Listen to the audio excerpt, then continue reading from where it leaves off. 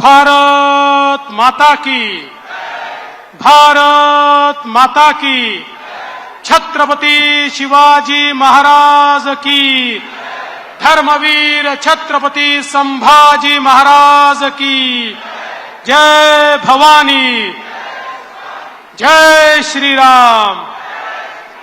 हिंदवी स्वराज्याचे सरसंस्थापक छत्रपती शिवरायांना मानाचा मुजरा करतो।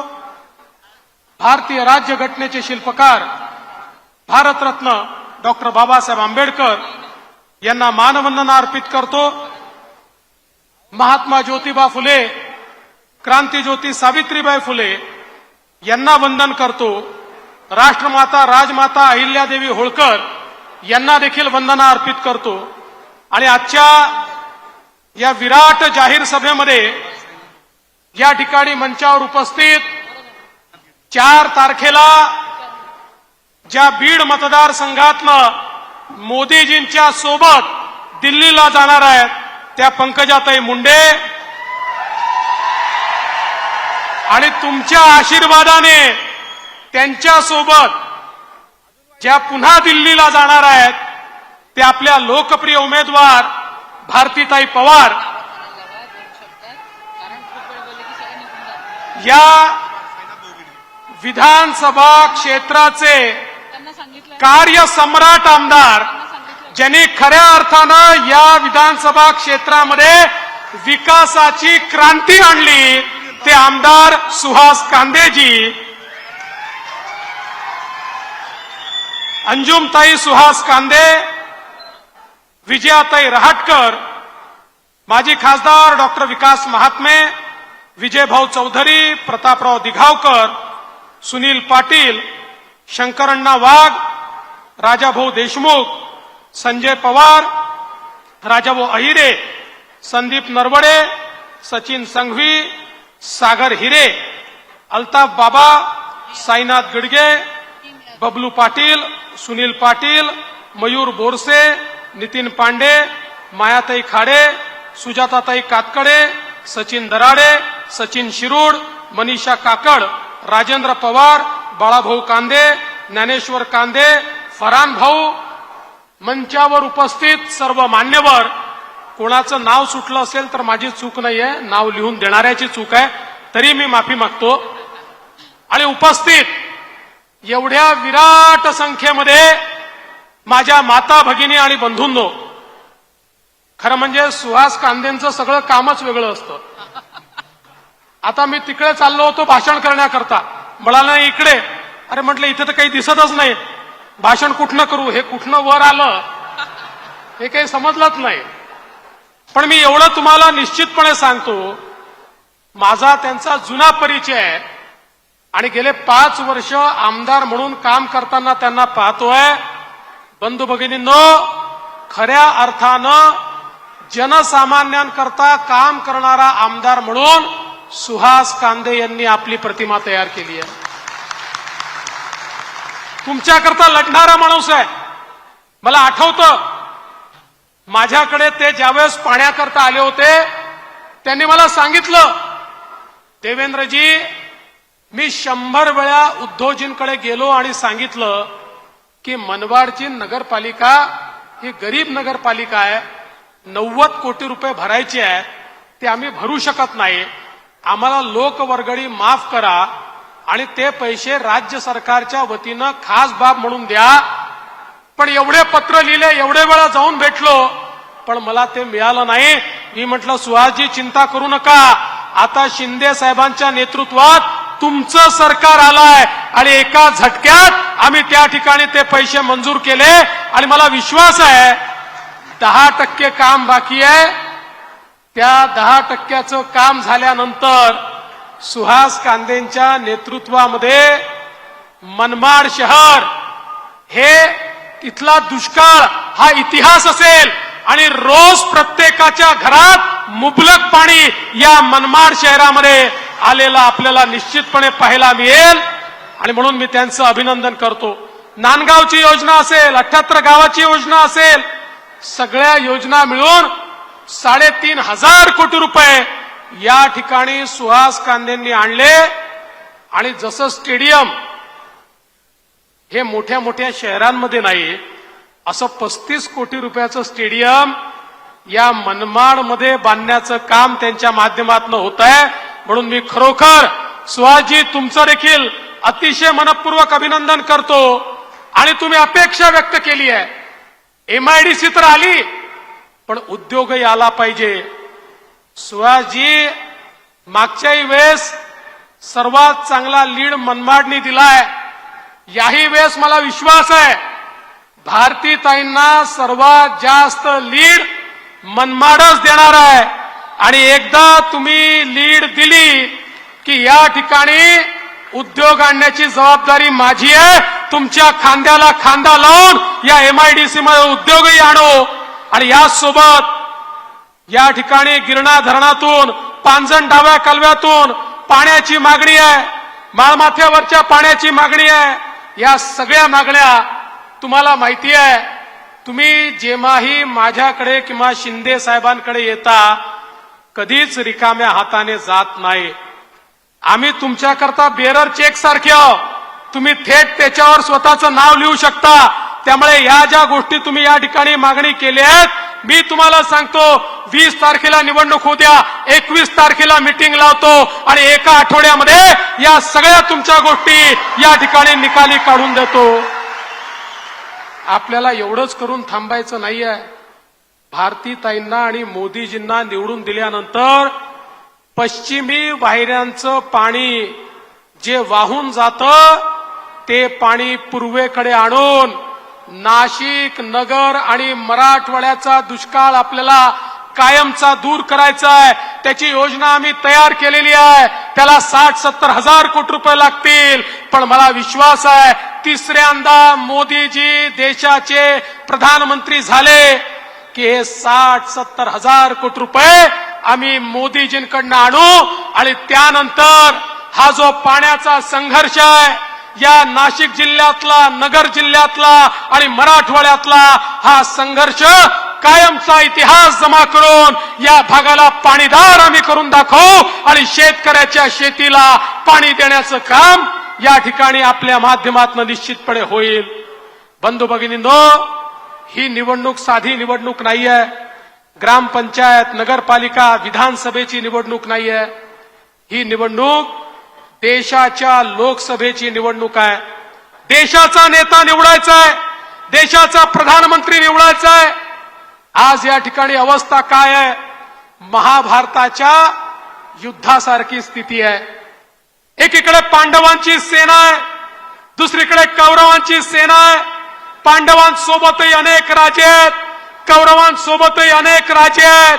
युद्धाचं मैदान सजलेलं आहे आणि आपल्याला सगळ्यांना यावेळी शस्त्रांनी नाही तर मताने ही लढाई लढायची आहे. बंधू भगिनींनो, एकीकडे विश्वगौरव विकास पुरुष असलेले आपल्या सर्वांचे नेते माननीय नरेंद्र मोदीजींची सेना आहे. आणि या सेनेमध्ये शिवसेनेचे नेते माननीय एकनाथराव शिंदेजी यांच्या नेतृत्वात शिवसेना आहे. अजितदादा पवार यांच्या नेतृत्वात राष्ट्रवादी आहे. राज ठाकरेंच्या नेतृत्वात मनसे आहे. जानकर साहेबांच्या नेतृत्वात रासपा आहे. या ठिकाणी आठवले साहेबांच्या नेतृत्वात रिपाई आहे, पिरिपा आहे, जनसुराज्य आहे, रयत क्रांती आहे. अनेक संघटनांची मिळून आपली महायुती तयार झाली आहे. दुसरीकडे कोण आहे माहितीये? दुसरीकडे राहुल गांधी आहे. आणि राहुल गांधींच्या नेतृत्वात 24 पक्षाची खिचडी तयार झाली आहे. 24 पक्षाची खिचडी. मी त्यांना म्हटलं, चांगलं आहे तुमची खिचडी आहे, माझा तुम्हाला एकच सवाल आहे. अरे आमचं तर ठरलंय, आमचं सरकार येणार आहे, आमचे प्रधानमंत्री मोदीजी आहेत. तुमचा प्रधानमंत्री पदाचा उमेदवार कोण आहे सांगा? सांगूच शकत नाही. मग ते सकाळी 9 वाजता एक पोपटलाल येतात. त्या पोपटलालांना विचारलं, सांगा तुमचा उमेदवार कोण? ते म्हणे आमच्याकडे खूप आहे, आम्ही 5 वर्षात 5 पंतप्रधान बनवू. मी म्हटलं फारच चांगलं आहे, 5 वर्षात 5 पंतप्रधान. म्हटलं मग पहिला कसा बनवाल? मग माझ्या लक्षात आलं हे काय करणार आहे, हे एक मध्ये खुर्ची ठेवणार आहे. लहानपणी आपण संगीत खुर्चीचा खेळ खेळायचो ना, तशी यांची खुर्ची असणार आहे. त्या खुर्चीच्या आजूबाजूला हे 24 पक्षाचे नेते गोल गोल फिरतील आणि संगीत बंद झालं आणि जो पहिला खुर्चीवर बसला तो पहिल्या वर्षीचा प्रधानमंत्री, मग जो दुसरा बसला तो दुसऱ्या वर्षीचा प्रधानमंत्री. यांना समजावून सांगा, हा घंटा खुर्चीचा खेळ नाही आहे. या देशाचा प्रधानमंत्री या ठिकाणी आपल्याला नेमायचा आहे. या ठिकाणी तुम्हाला तुमच्या उद्योगाचा प्रमुख नेमायचा नाही आहे, तुमच्या परिवाराचा प्रमुख नेमायचा नाही आहे. बंधू भगिनींनो, या देशाचा प्रधानमंत्री नेमायचा आहे, जो या देशाला सुरक्षित ठेवू शकेल, या देशाला सशक्त बनवू शकेल, जनसामान्यांच्या आशा आकांक्षा आणि अपेक्षा जो पूर्ण करू शकेल असा नेता निवडायचा आहे. आज आपण पाहतोय आपल्या मोदीजींच्या नेतृत्वात आपली विकासाची गाडी आहे. आपल्या विकासाच्या गाडीचं इंजिन हे मोदीजी आहेत. वेगवेगळ्या पक्षाचे डब्बे त्याला लागले आहेत आणि या डब्यांमध्ये दीन, दलित, गोर, गरीब, आदिवासी, शेतकरी, शेतमजूर, महिला, अल्पसंख्याक, भटके, विमुक्त, ओबीसी सगळ्यांकरता जागा आहे. सगळ्यांना गाडीमध्ये बसून मोदीजी सबका साथ सबका विकास म्हणत ही गाडी पुढे नेतात. दुसरीकडे अवस्था काय आहे? तिकडे फक्त इंजिनच आहे, डब्बे नाहीच आहे. बंधू भगिनींनो, राहुल गांधी म्हणतात मी इंजिन आहे, शरद पवार म्हणतात मी इंजिन आहे, उद्धव ठाकरे म्हणतात मी इंजिन आहे, लालूजीचा पोरगा म्हणतो मी इंजिन आहे, मुलायम सिंगांचा पोरगा म्हणतो मी इंजिन आहे, ममता बॅनर्जी म्हणते मी इंजिन आहे, स्टॅलिन म्हणतो मी इंजिन आहे. तिथे डब्बे नाहीच आहे आणि इंजिन मध्ये बसण्याकरता फक्त ड्रायव्हरला जागा असते, सामान्य माणसाला जागा नसते. आपण बघितलं असेल राहुल गांधींच्या इंजिन मध्ये फक्त सोनिया गांधी आणि प्रियंका गांधी करता जागा आहे. उद्धव ठाकरेंच्या इंजिन मध्ये फक्त आदित्य ठाकरेंकरता जागा आहे आणि माननीय पवार साहेबांच्या इंजिन मध्ये फक्त सुप्रियाताईंकरता जागा आहे. तुमच्या करता जागा फक्त मोदीजींच्या इंजिन मध्ये आहे. त्यामुळे ज्या क्षणी तुम्ही भारतीताईंच्या कमळाचं बटन दाबाल त्या क्षणी दिंडोरी मतदारसंघाची बोगी थेट मोदीजींच्या इंजिनला लागेल आणि विकासापासनं आपल्याला कोणीही वंचित ठेवू शकणार नाही. बंधू भगिनींनो, 10 वर्षामध्ये मोदीजींनी या देशामध्ये चमत्कार केला. 10 वर्षामध्ये मोदीजींनी आपल्या सगळ्यांना कल्पना आहे की या ठिकाणी 25 कोटी लोकांना गरिबीच्या बाहेर काढलं, 20 कोटी लोकांना कच्च्या घरातनं पक्क्या घरामध्ये आणलं, 50 कोटी लोकांच्या घरी गॅस दिला, 55 कोटी लोकांना शौचालय दिलं, 60 कोटी लोक असे आहेत ज्यांच्या घरच्या आया भगिनी पाण्याकरता हंडा घेऊन नदीवर जायच्या, विहिरीवर जायच्या. अशा 60 कोटी लोकांकडे पिण्याच्या पाण्याचा नळ मोदीजींनी पोचवला. 80 कोटी लोकांना रोज 2 वेळचं रेशन हे मोफत देण्याचं काम मोदीजींनी केलं. आपल्या महाराष्ट्रातही 7 कोटी लोक असे आहेत ज्यांना रोज मोफत रेशन हे मोदीजींच्या माध्यमातून मिळतं.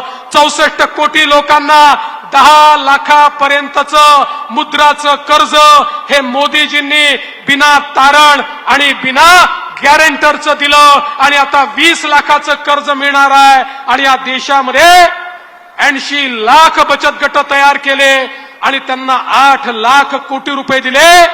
या माध्यमातून 10 कोटी महिलांना मोदीजींनी रोजगार दिला. त्यातल्या 3 कोटी महिला आता या ठिकाणी लखपती दीदी होत आहेत, लखपती होत आहेत आणि पूर्ण 10 कोटी महिलांना लखपती करण्याचं काम हे मोदीजींच्या माध्यमातून या ठिकाणी होणार आहे. बंधू भगिनींनो, एवढंच नाही, आता मोदीजींनी सूर्यघर सारखी योजना आणली आहे. ज्या योजनेच्या अंतर्गत मोदीजींनी सांगितलंय 1 कोटी लोकांनी ऑलरेडी अप्लाय केलाय. आता प्रत्येकाच्या घरावर मोदीजी सोलर लावणार आहेत आणि त्या सोलरच्या माध्यमातून 300 युनिट पर्यंतची वीज ही प्रत्येकाला मोफत मिळणार आहे. आणि अधिकची वीज तयार केली तर एमएसईबी ती वीज विकत घेणार आहे, त्याचे पैसे देखील त्या घरच्या व्यक्तीला मिळणार आहेत. अशा प्रकारे गरिबाचा विचार हा मोदीजींनी केला. आज शेतकऱ्यांकरता शेतकरी सन्मान निधी असेल, नॅनो युरिया असेल, शेतमालावर प्रक्रियेचे उद्योग असतील, मोठ्या प्रमाणात मोदीजींनी दिले. आणि कांद्यासारखा प्रश्न निर्माण झाल्यानंतर त्याच्यावर परमनंट सोल्युशन काढण्याकरता आता त्या ठिकाणी मोदीजींच्या नेतृत्वात आम्ही प्रयत्न सुरू केलाय. मला विश्वास आहे येत्या काळामध्ये एक परमनंट अशा प्रकारचं सोल्युशन कांद्याच्या प्रश्नावर आम्ही काढू आणि कांद्याच्या शेतकऱ्याला देखील मदत करण्याचं काम या ठिकाणी मोदी सरकारच्या माध्यमातून होणार आहे. बंधू भगिनींनो, आताच सुहास कांदे सांगत होते मनमाडला बायपास रोडची आवश्यकता आहे. काळजी करू नका सुहासजी, मोदी साहेबांनी आपल्याला रस्त्यांकरता इतका निधी दिलाय, तुम्ही केवळ प्रस्ताव घेऊन या. मी तुम्हाला शब्द देतो, या मनमाडला बायपास हा मोदी साहेबांकडनं आणि पीडब्ल्यूडी मधनं या ठिकाणी मिळेल. याचं कारण पूर्वी केवळ वर्षाला रस्ते असतील, पूल असतील, रेल्वे असेल 1 लाख कोटी रुपये खर्च व्हायचे. मोदीजी वर्षाला 13 लाख कोटी रुपये खर्च करतात. आणि म्हणून आज आपण पाहू शकतो आजूबाजूला हायवे तयार झाले, आपण समृद्धीसारखा महामार्ग तयार केला, अगदी आपल्या रेल्वेला. कारण मनमाड रेल्वेच्या नावानं ओळखलं जातं. रेल्वेचं एक मध्यवर्ती अशा प्रकारचं ठिकाण हे मनमाड या ठिकाणी आहे. एकीकडे इंदोर मनमाड ब्रॉडगेजला 22,000 कोटी रुपये या ठिकाणी मोदीजींनी दिले. आणि इंदोरमध्ये रेल्वेच्या सुविधा वाढवण्याकरता आपल्या स्टेशनलाही 300 कोटी रुपये हे मोदीजींच्या माध्यमातून या ठिकाणी मिळाले. आणि म्हणून विकास करणारे मोदीजी आहेत, जनसामान्यांचं त्या ठिकाणी दुःख समजणारे मोदीजी आहेत, आपल्या भारताला मजबूत करणारे मोदीजी आहेत. बंधू भगिनींनो, आठवा तो कोविडचा काळ, ज्या काळामध्ये आपल्या नातेवाईकांना देखील आपल्याला ओळख दाखवता येत नव्हती. किड्या मुंग्यासारखे लोक मरत होते. आपलं उद्या काय होईल सगळ्यांच्या समोर प्रश्नचिन्ह होतं. अशा काळामध्ये जगाचे एक्सपर्ट म्हणायचे भारतामध्ये 40-50 कोटी लोक तर किमान मरतील. एवढा मोठा देश आहे. जगामध्ये 4 देशांनी कोविडची लस तयार केली होती. त्या देशांना वाटायचं भारत आपल्या पुढे भीक मागेल. मोदीजींना माहिती होतं मी त्यांच्याकडे जाऊन लस मागितली तरी ते सांगतील पहिले आमच्या लोकांना देतो मग तुम्हाला देतो. मोदीजींनी देशातले शास्त्रज्ञ एकत्रित केले, रॉ मटेरियल दिलं, जगातनं रॉ मटेरियल आणलं आणि या ठिकाणी जगामध्ये कोविडची लस तयार करणारा 5वा देश माझा भारत देश झाला. आणि 140 कोटी भारतीयांना कोविडची लस 2 वेळा मोफत मोदीजींनी दिली. बंधू भगिनींनो, जर ही कोविडची लस मिळाली नसती तर आज तुम्ही आम्ही या ठिकाणी असतो का? काय आमची अवस्था असती? पण केवळ भारत नाही, मी मॉरिशसला गेलो होतो. मॉरिशसमध्ये छत्रपती शिवरायांच्या पुतळ्याचं उद्घाटन होतं. ते उद्घाटन केलं आणि त्या देशाच्या राष्ट्रपतींना भेटायला गेलो. आफ्रिकन ओरिजिनचे राष्ट्रपती होते. ते राष्ट्रपती मला म्हणाले फडणवीसजी तुम्ही कृपया माझे धन्यवाद मोदीजींना सांगा.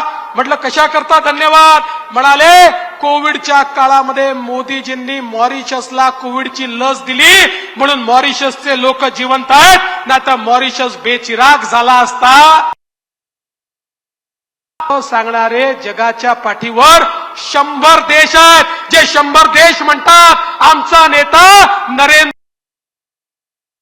नेतृत्व दिलं. आज ते केवळ भारताचे नेते नाही आहेत, ते जगाचे नेते आहेत. आज भारताला एक मजबूत देश म्हणून मोदीजींनी तयार केलाय. भारताची अर्थव्यवस्था 11व्या क्रमांकावरून 5व्या क्रमांकावर आली आहे. लवकरच ती 3ऱ्या क्रमांकावर जाणार आहे. आणि म्हणून बंधू भगिनींनो, आज मोठ्या प्रमाणात या देशामध्ये उद्योग येत आहेत, रोजगाराची निर्मिती होते आहे. सामान्य मोदीजींसारखं एक सक्षम नेतृत्व भारताकडे वाकडी नजर करून कोणी मुंबईत बॉम्बस्फोट व्हायचे, पुण्याला बॉम्बस्फोट व्हायचे, काशीला बॉम्बस्फोट व्हायचे, हैदराबादला बॉम्बस्फोट व्हायचे, बंगलोरला बॉम्बस्फोट व्हायचे. या देशाचा प्रधानमंत्री त्यांचा निषेध करायचा, फारच झालं तर अमेरिकेमध्ये जाऊन त्या ठिकाणी सांगायचा, बघा बघा तो पाकिस्तान, तुम्ही जरा त्याला समजवा. म्हणजे शाळेतल्या एका आणि मास्तरकडे जाऊन म्हणावं त्या पोराला रागवा. अशा प्रकारची लाचारी 140 कोटीच्या भारतामध्ये होते. उरी आणि पुलवामा मध्ये त्यांनी पुन्हा आमच्या जवानांना शहीद केलं. पण यावेळी ते पाकिस्तानमध्ये घुसून त्या केला. बंधू भगिनींनो, 2019 नंतर पाकिस्तानच्या बापाची तरी हिम्मत झाली का भारतामध्ये बॉम्बस्फोट करण्याची? या भारतामध्ये पाकिस्तान आपला बाप हा नवी दिल्लीला चंद्रयान 7,000 किलोमीटर दूर शत्रूला नष्ट करणारं अग्निअस्त्र तयार करतोय आणि पाकिस्तान भिकेचा कटोरा घेऊन त्या ठिकाणी भीक मागतोय. हे भारताचं नेतृत्व आहे. ही निवडणूक गल्लीची नाही आहे, दिल्लीची निवडणूक आहे. या निवडणुकीमध्ये आपलं मत